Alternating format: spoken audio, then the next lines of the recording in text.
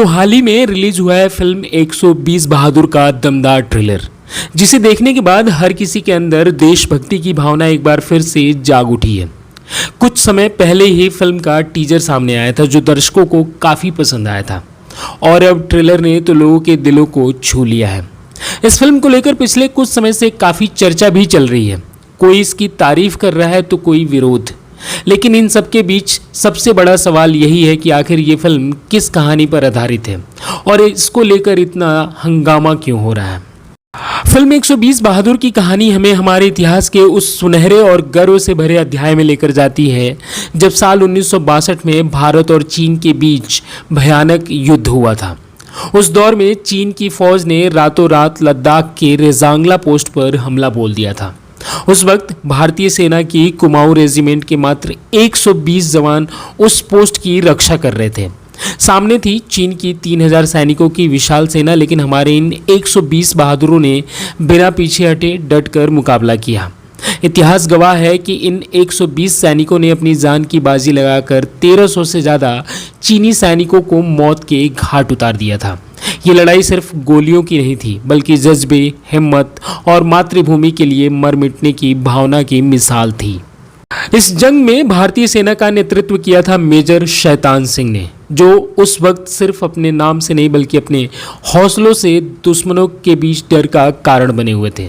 उन्होंने अपने सैनिकों से कहा था कि हम पीछे नहीं हटेंगे, आखिरी सांस तक लड़ेंगे, और उन्होंने वो वादा निभाया भी। जब बाकी सब शहीद हो गए तो सिर्फ 6 सिपाही ही बचे जिन्होंने उस लड़ाई की पूरी कहानी देश को सुनाई।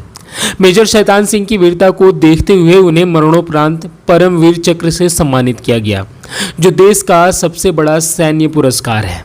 अब इन्हीं घटनाओं पर आधारित है फिल्म 120 बहादुर।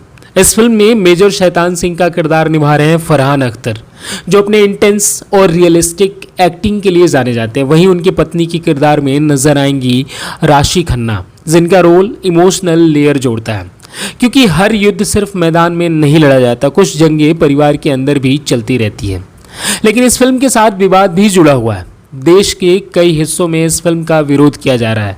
विरोध करने वालों का कहना है कि फिल्म का नाम 120 बहादुर नहीं बल्कि 120 अहिर होना चाहिए था, क्योंकि उस युद्ध में शहीद हुए सभी सैनिक अहिर रेजिमेंट से थे।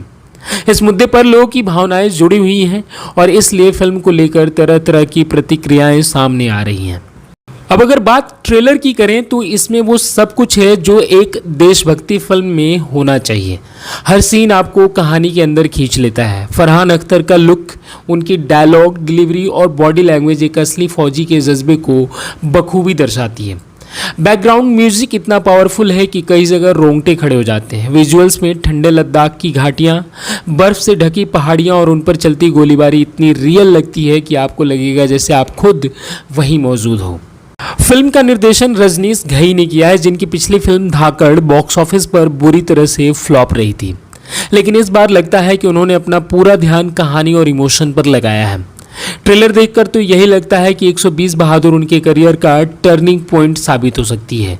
कहानी सच्ची है, भावना सच्ची है, और अगर निर्देशन ने न्याय किया तो ये फिल्म लोगों के दिलों पर छा जाएगी।